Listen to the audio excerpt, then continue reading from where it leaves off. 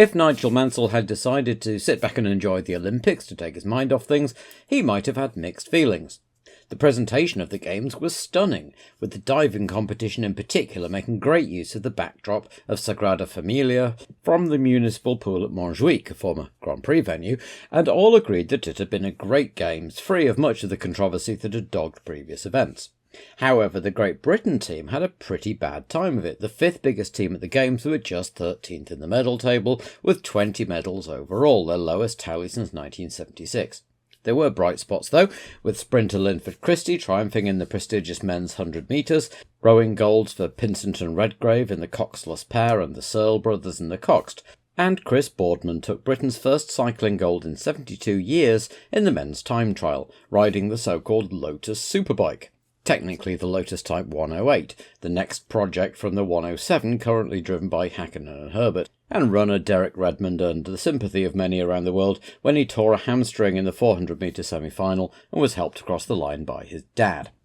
Elsewhere, a relaxing of the rules in the basketball allowed professional players from the NBA to compete, and, predictably enough, saw a US Dream Team, including Michael Jordan, Scottie Pippen, Larry Bird and Magic Johnson, among others, win the tournament at a canter. But the Lithuanian team became nicknamed the Other Dream Team and took the bronze medal after beating the ex-Soviet unified team. They'd had so little money they nearly didn't make it at all until the Grateful Dead read about their plight and paid their way, with a New York artist creating tie-dye style team uniforms with a slam-dunking skeleton logo. Israel won her first ever Olympic medal, Yael Arad's silver in judo, on a significant date. It was both the 20th anniversary of the massacre of Israeli athletes at the Munich Games and the 500th anniversary of the Alhambra Decree, which expelled Jews from Spain. And the women's 10,000-metre race saw a significant moment in which Deratu Tulu of Ethiopia became the first black African woman to win Olympic gold. She was followed home by the white South African Ilana Meyer, and afterwards the two ran a victory lap hand in hand. The South African team had used a separate flag and Ode to Joy as their anthem rather than the South African tricolour and anthem De Stem van Afrika, both of which seemed irrevocably tainted by apartheid.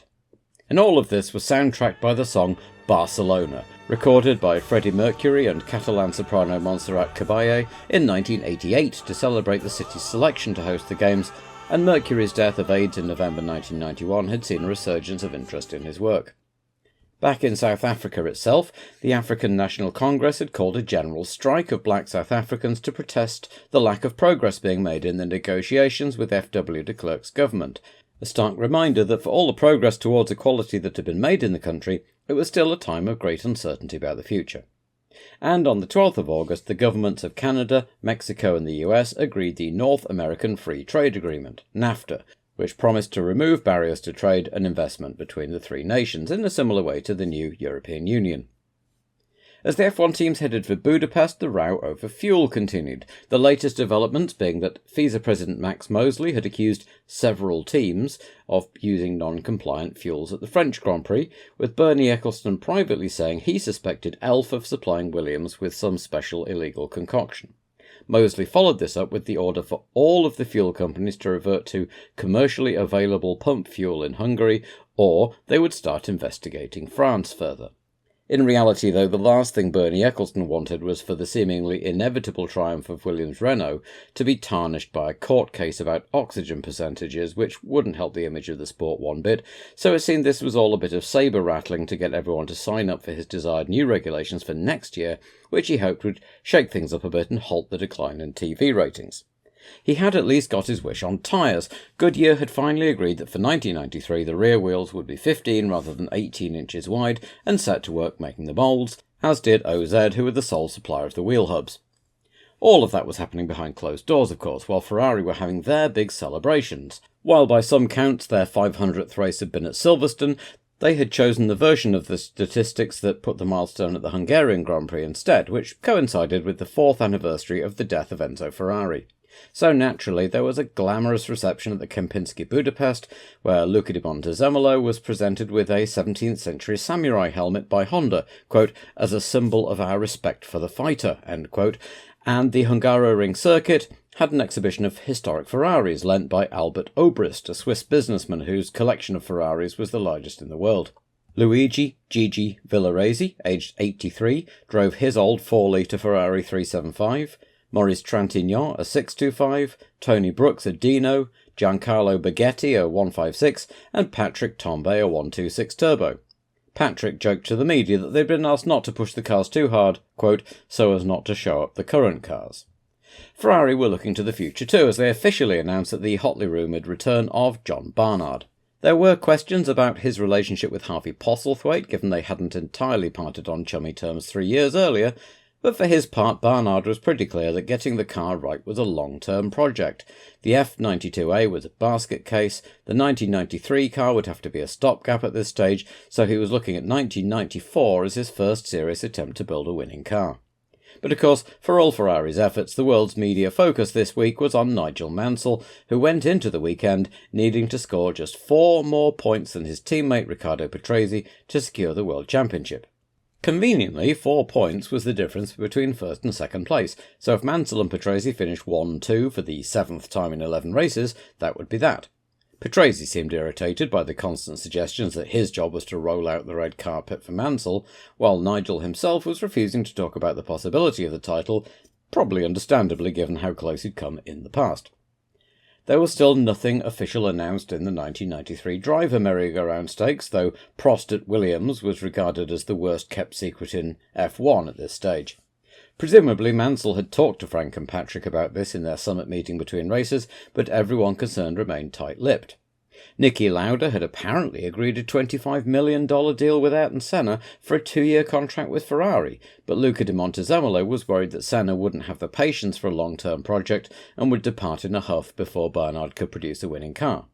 Former champion and BBC commentator James Hunt said in his race commentary that Senna had told him that he was offered to drive the Williams for free next year, and that Mansell was asking $23 million, which Frank Williams was balking at given the queue of drivers at his doors. It was all very up in the air still. There was definite news elsewhere, though. The Scuderia Italia team had finally lost patience with Gianpaolo Dall'Ara's lack of progress and announced that they would link up with Eric Broadley's Lola concern to build their 1993 car, still to be Ferrari-powered.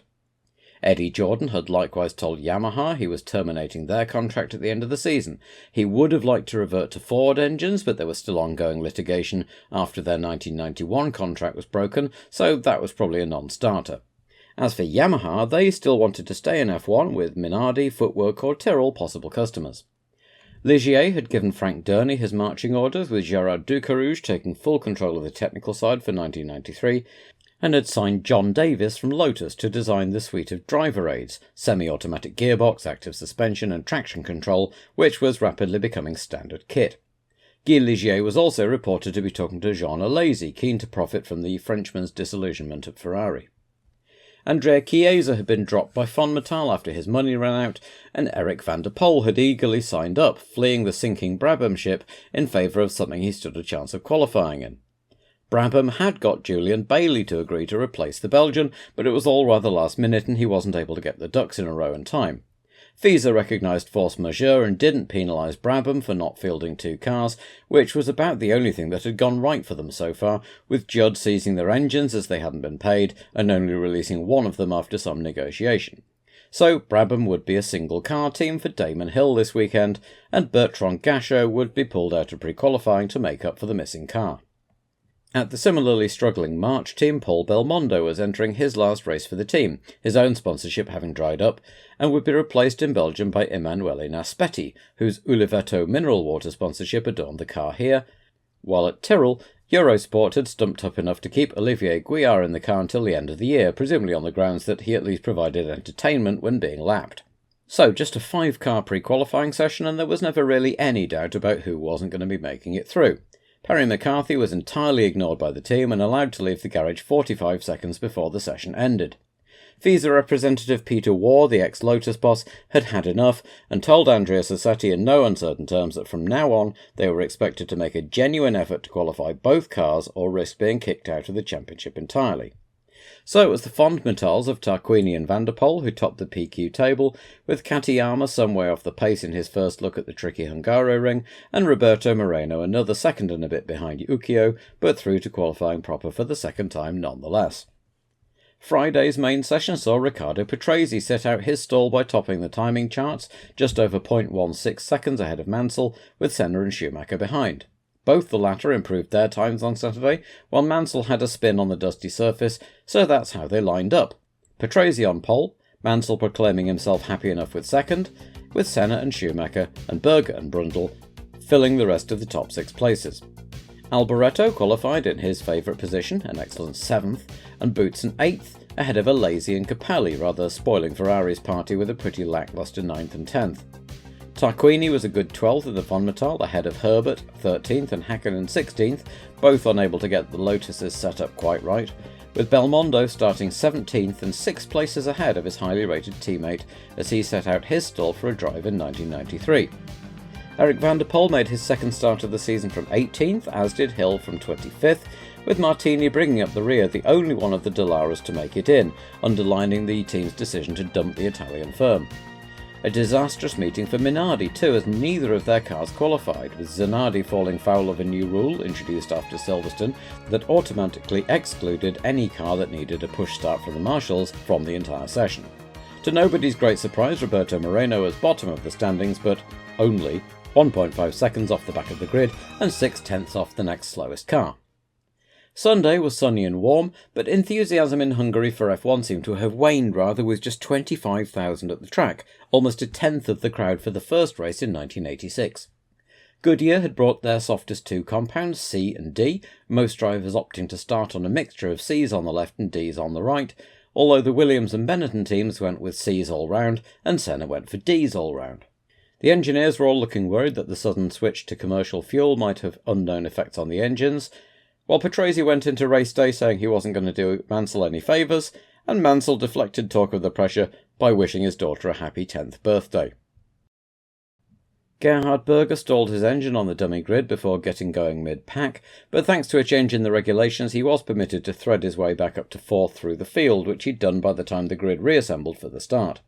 Given the difficulty of overtaking here, the start would be absolutely vital, and Patrese had been starting well over the last couple of races. And so it was here too, as both Williamses tore off the line, but Patrese seemed to slightly squeeze Mansell over. The Briton lost momentum and found the 2 McLarens going round the outside into turn 1, so he was down to 4th ahead of the 2 Benettons. Behind him there was a multi-car incident missed by the cameras, as a fast-starting Comas harpooned his teammate Boutsen, bounced off and took out Tarquini, and Herbert spun off avoiding the lot of them, and all 4 were out. So the first lap ended with Patrese leading Senna and Berger, with Mansell seemingly dropping back in 4th, the leaders coming past the remnants of the accident as the marshals tried to remove Olivier and the Fonmetal from the really awkward spot under the bridge, and Nigel looked more like he was going to have trouble keeping Schumacher behind than catching up to Berger, with Brundle, Alboreto and the Ferraris all queuing up behind them. Patrese was quickly pulling away from Senna by the end of lap 2, and a close battle was developing between the McLarens as Eric van der Poel ended his Fonmetal debut and their weekend rather prematurely by chucking it off at turn 1 as he started lap 3.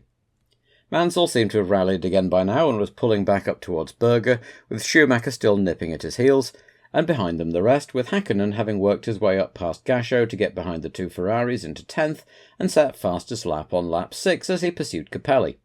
Schumacher was having to fend off Brundle, while Mansell passed Berger to take 3rd going into turn 1, and Alboreto had an unseen spin getting going again in 10th, which promoted the Ferraris and the pursuing Lotus.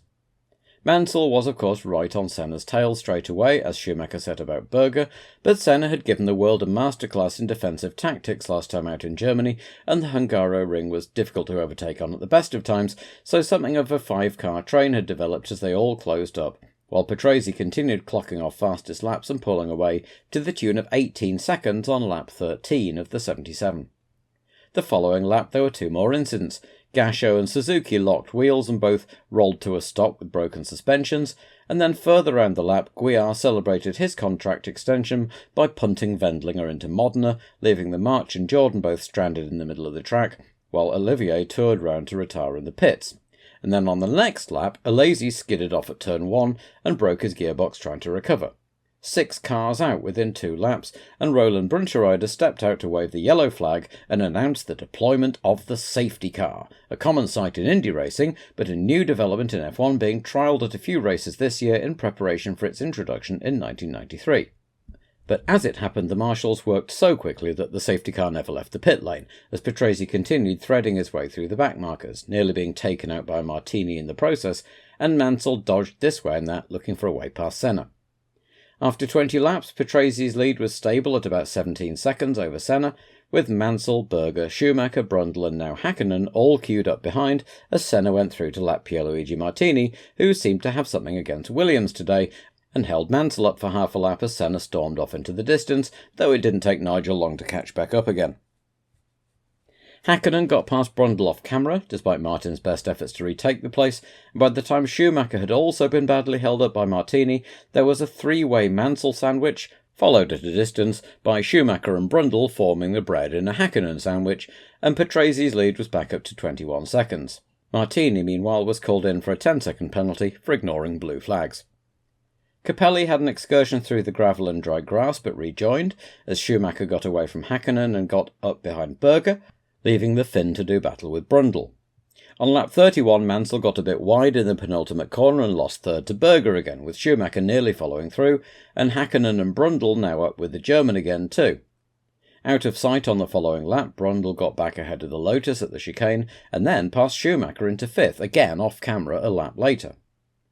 Mansell didn't stay behind Berger long, getting past a lap later, as De Cesaris bounced across the grass in his eagerness not to get in the front runner's way. So approaching half distance, Patrese had a very comfortable lead of nearly half a minute over Senna, with Mansell, Berger, Brundle and Schumacher covered by about 10 seconds after him, then Häkkinen, who seemed to be dropping off, and had Capelli gaining on him, and Alboreto 9th, the last man on the lead lap.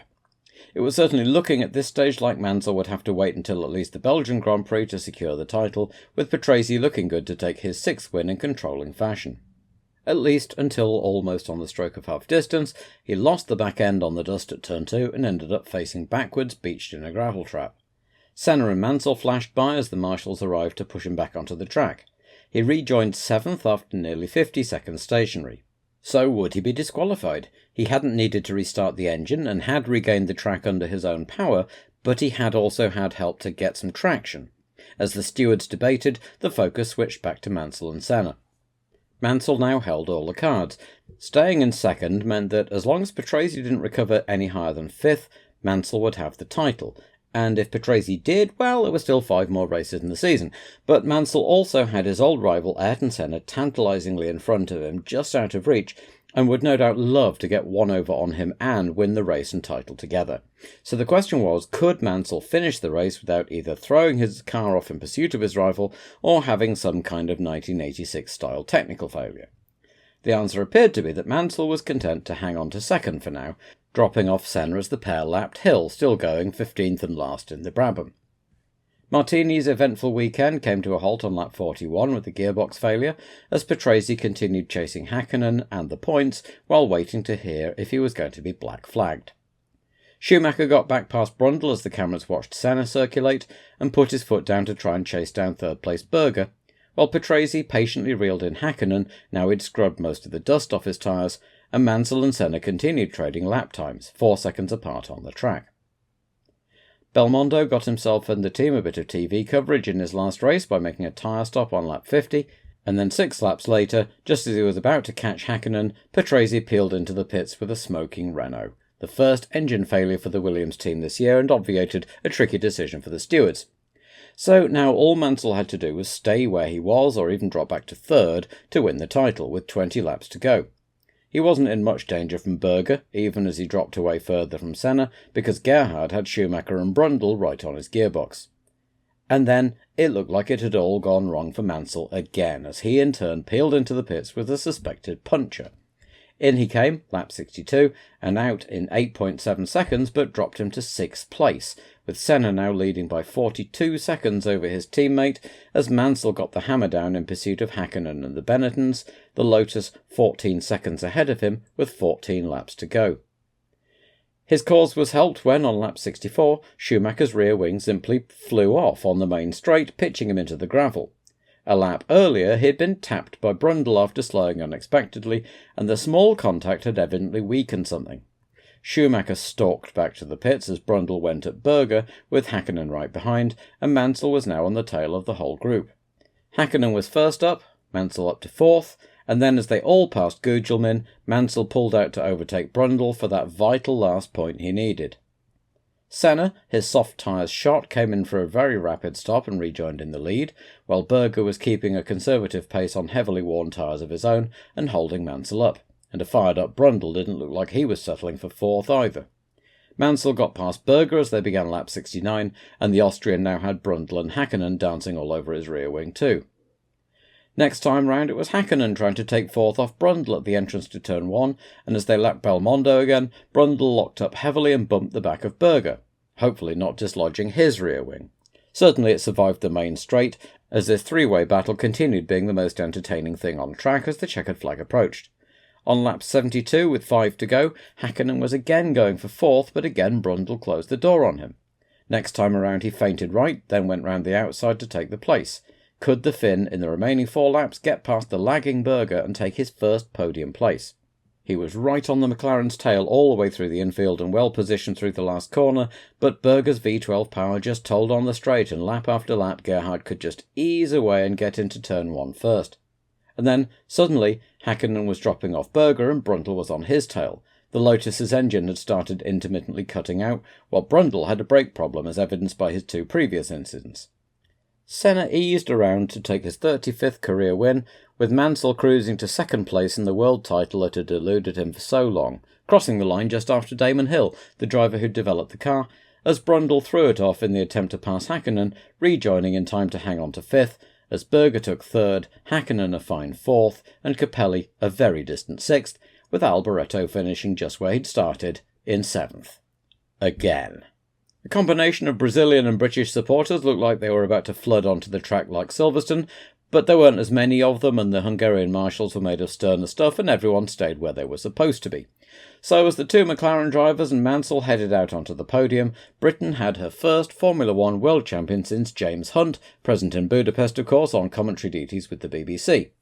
Mansell, shattered, staggered onto the podium behind the others, his arm lifted in celebration by Senna, who invited both of the others onto the top step as God Save the Queen played for winning constructor McLaren.